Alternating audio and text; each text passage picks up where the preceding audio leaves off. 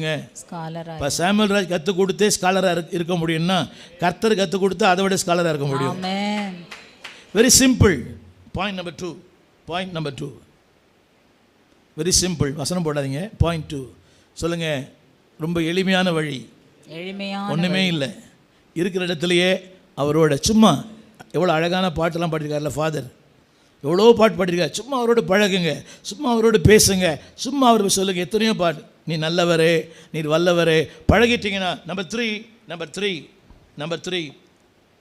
போட்டு தம்பி. 3 அதில் 1 போட்டிருக்கேன். Renewal of the nature.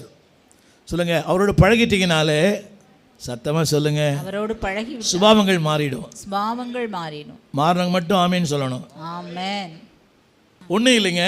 when you are acquainted with him, all your natural will be renewed. தமிழில் படிக்கிறேன் கேளுங்க. 22ஆம் வசனம். 22 சீக்கிரமா, டைம் ஆயிடுச்சு. 23 நீர் சர்வ வல்லவரிடத்தில் மனம் திரும்பினால் திரும்ப கட்டப்படுவி. எல்லாம் கரெக்ட் சொல்லுங்க. அவரோடு பழகிட்டீங்கன்னா, everything will be changed. எல்லாம் மாறிவிடும். சத்தமா சொல்லுங்க.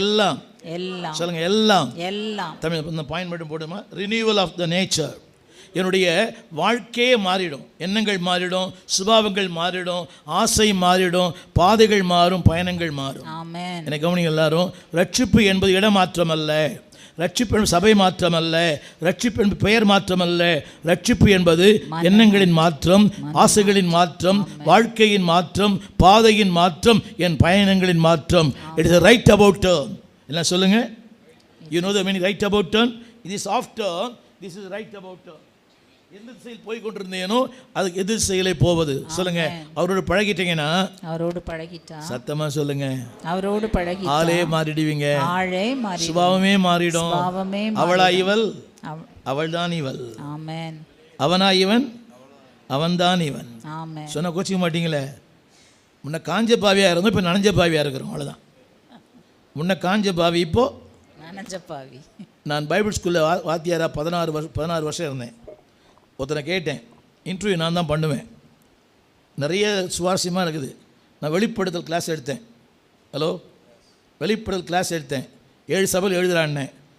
Assemblies of God, Church of God, Maranatha, 7 சபை எழுதி வச்சுக்கிறாங்க. 16 வருஷம் வெளிப்படுத்தல் வாத்தியாராக இருந்தேன். சபை பேர் எழுதுகிறான்னா என்ன சொல்கிறான்? அசம்பிளிஸ் ஆஃப் காடுன்றான், மாரநாதான்றான், சர்ச் ஆஃப் காடுன்றான், ஐபிசின்றான், 7 சபை. இவன்லாம் வருங்காலத்தில் பாஸ்டராக இருக்க போகிறான். அவனை கேட்டேன், நீ எப்போ தான் ரட்சிக்கப்பட்டேன்னு.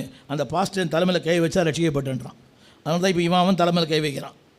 புரியவே. ரட்சிப்பு என்பது யாரும் தலைமையில் கை வைக்கிறதுனால இல்லை,